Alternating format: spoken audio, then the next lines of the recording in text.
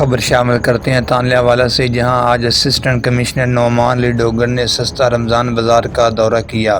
اس پر ہمیں رپورٹ کریں گے وہاں پر موجود ہمارے تحصیل رپورٹر محمد سلیم فریدی۔ جی فریدی صاحب آگاہ کیجیے گا۔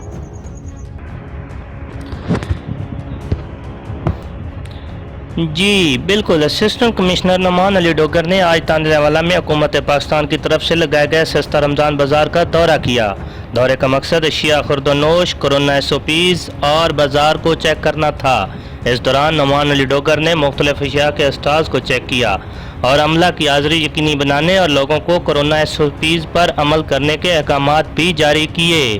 اسسٹنٹ کمشنر نے خصوصی طور پر بازار میں نمایاں کیے گئے نرخ ناموں، چینی اور آٹا کے اسٹالز کو چیک کیا۔ آخر میں انہوں نے پیغام دیا کہ بطور اسسٹنٹ کمشنر سستا بازار میں اشیاء خرد و نوش، آٹا، چینی اور گوشت وغیرہ کو یقینی بنانا میری اولین ترجیح ہے۔ جی